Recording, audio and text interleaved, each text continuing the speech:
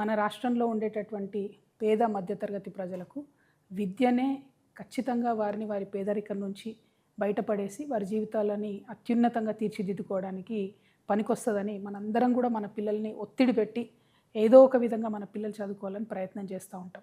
డబ్బులు ఉన్నా లేకపోయినా పెద్ద పెద్ద ప్రైవేట్ పాఠశాలల్లో మన పిల్లల్ని చేర్పిస్తాం.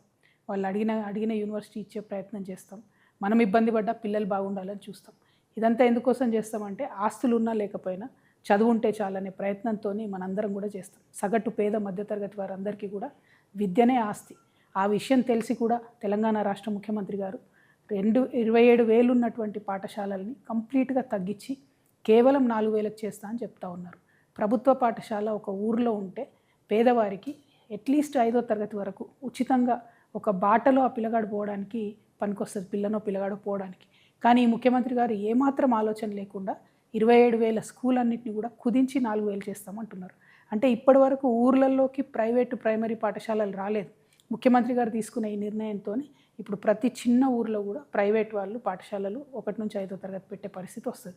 అన్నిటికన్నా ఎక్కువ ఏమవుతుందంటే ఆడపిల్లల చదువు మాత్రం విపరీతమైన దెబ్బ పడుతుంది.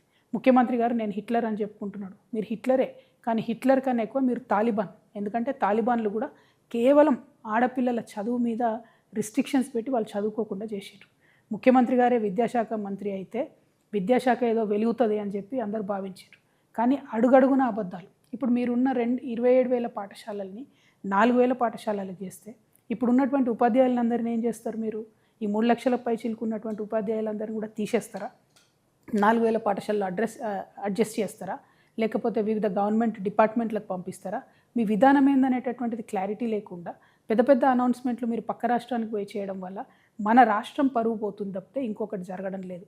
ఇంకొక విషయం, విద్యాశాఖ అనేటటువంటిది సంపూర్ణంగా అస్తవ్యస్తంగా తయారైపోయింది. ఒక సర్కస్ నడిచినట్టు నడుపుతూ ఉన్నారు ముఖ్యమంత్రి గారు. కంప్లీట్గా ముఖ్యమంత్రి గారికి ఆ శాఖ మీద పట్టుకోల్పోయిందని చెప్పడానికి గురుకులాల్లో ఇప్పటికీ కూడా పిట్టల్లాగా రాలిపోతున్నటువంటి పిల్లలు, వారి ప్రాణాలే నిదర్శనం. 100 మంది పై చిలుకు చచ్చిపోయినా కూడా కనీసం ముఖ్యమంత్రి గారికి ఒక గురుకులం పోవడానికి కానీ గురుకులాల్ని రివ్యూ చేయడానికి కానీ టైం లేవు. కేజీబీవీ టీచర్స్ పాపం 10+2 చెప్తారు.